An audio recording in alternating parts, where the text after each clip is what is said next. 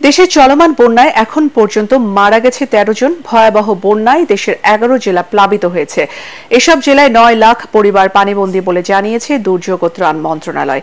এদিকে আবহাওয়া অফিস জানিয়েছে চট্টগ্রাম সহ দেশের বিভিন্ন স্থানে আগামী ৩ দিন মাঝারি থেকে ভারী বৃষ্টিপাত হতে পারে। এতে বন্যার প্রকোপও বাড়বে বলে আশঙ্কা তাদের। ফজলে রাব্বির রিপোর্ট। ভয়াবহ বন্যায় এখন প্লাবিত ফেনী, কুমিল্লা, চট্টগ্রাম, খাগড়াছড়ি, নোয়াখালী, মৌলভীবাজার, হবিগঞ্জ, ব্রাহ্মণবাড়িয়া, সিলেট, লক্ষ্মীপুর ও কক্সবাজার। এই ১১টি জেলায় প্রায় ৪৫ লাখ মানুষ পানিবন্দী হয়ে মানবেতর জীবনযাপন করছে।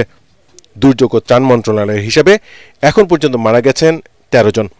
২ জন মহিলা সহ মোট ১৩ জন, কুমিল্লায় ৪ জন, ফেনীতে ১ জন, চট্টগ্রামে ২ জন, নোয়াখালী ১ জন, ব্রাহ্মণবাড়িয়া ১ জন, লক্ষ্মীপুরে 1 জন এবং কক্সবাজারে 3 জন। বন্যার্তদের সহায়তায় জেলা প্রশাসনের সাথে সমন্বয় করে কাজ করছে সেনা, নৌ, বিজিবি ও কোস্টগার্ড।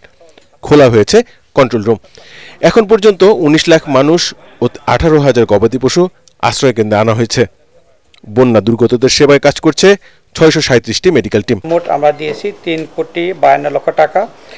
আর চাল দেওয়া হয়েছে ২০,১৫০ মেট্রিক টন এবং শুকনা খাবারের প্যাকেট দেওয়া হয়েছে ১৫,০০০ প্যাকেট এই দেওয়া হয়েছে।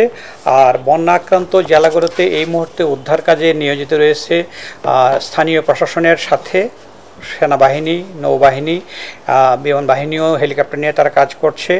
এছাড়া কোস্টগার্ড রয়েছে, বিজিবি রয়েছে, পুলিশ রয়েছে, স্থানীয় স্কাউটস রয়েছে। তাছাড়া এখানে আপনারা জানেন যে বৈষম্য বিরোধী ছাত্র আন্দোলনে যারা ছিলেন লোকালি তারাও এখানে সাহায্য করছেন।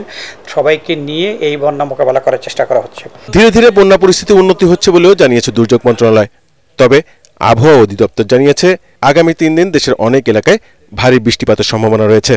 সারা দেশেই আমাদের যে পূর্বাভাস রয়েছে অধিকাংশ জায়গায় ভারী থেকে অতি ভারী বৃষ্টিপাত হওয়ার সম্ভাবনা রয়েছে। দক্ষিণ পূর্বাঞ্চলীয় যে জেলাগুলোতে বন্যা পরিস্থিতি রয়েছে সেই সকল জায়গাগুলোতেও কিন্তু ভারী থেকে অতি ভারী বৃষ্টিপাত আগামী ৭২ ঘন্টা পর্যন্ত অব্যাহত থাকবে। তবে বিচ্ছিন্নভাবে কোথাও কোথাও হয়তোবা আজকে কিছুটা কম হতে পারে, তবে তার এই অর্থই নয় যে বৃষ্টিপাত কম হবে। বিশেষ করে আপনার ওই সকল জায়গায় হয়তো কোনো জেলায় একটু বৃষ্টিপাত বেশি হবে, কোনো জায়গায় একটু কম হবে।